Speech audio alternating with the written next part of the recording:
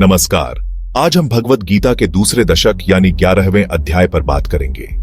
इस अध्याय में भगवान श्री कृष्ण अपनी विभूतियों और दिव्य गुणों का वर्णन करते हैं।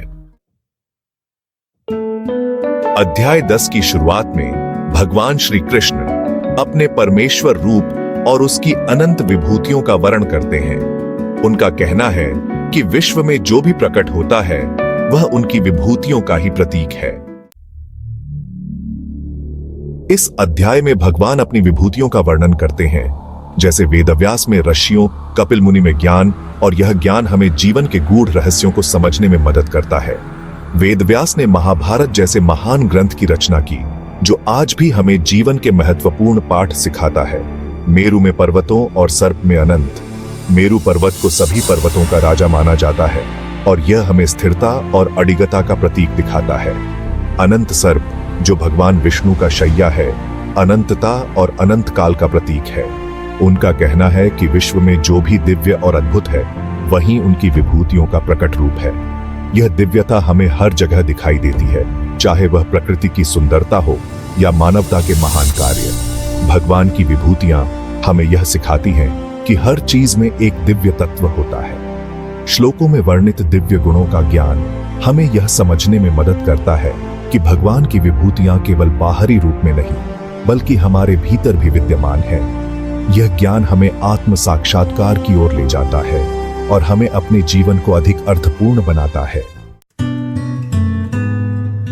भगवान श्री कृष्ण अपने दिव्य गुणों का वर्णन करते हैं, जो हमारे जीवन को शुद्ध और पवित्र बनाते हैं, जैसे कि क्षमा, सत्य, तप, ध्यान, अहिंसा, शौच आदि। ये गुण न केवल हमारे आंतरिक शांति को बढ़ाते हैं, बल्कि हमें एक उच्चतर आध्यात्मिक स्तर पर ले जाते हैं। उनका कहना है कि जो भी व्यक्ति इन गुणों में स्थित रहता है वह उनकी प्रिय वस्तु है और उन्हें प्राप्त होता है उनकी अनंत कृपा। भगवान श्री कृष्ण बताते हैं कि इन गुणों को अपनाने से हम न केवल अपने जीवन को सुधार सकते हैं, बल्कि दूसरों के लिए भी प्रेरणा बन सकते हैं। यह दिव्य गुण हमें सच्चे अर्थों में मानवता का पाठ पढ़ाते हैं और हमें ईश्वर के निकट ले जाते हैं। इन गुणों को अपने जीवन में उतारकर हम एक शांतिपूर्ण और समृद्ध जीवन जी सकते हैं। इस प्रकार भगवद गीता के दूसरे दशक में भगवान श्री कृष्ण ने अपनी विभूतियों और दिव्य गुणों का महत्व बताया है।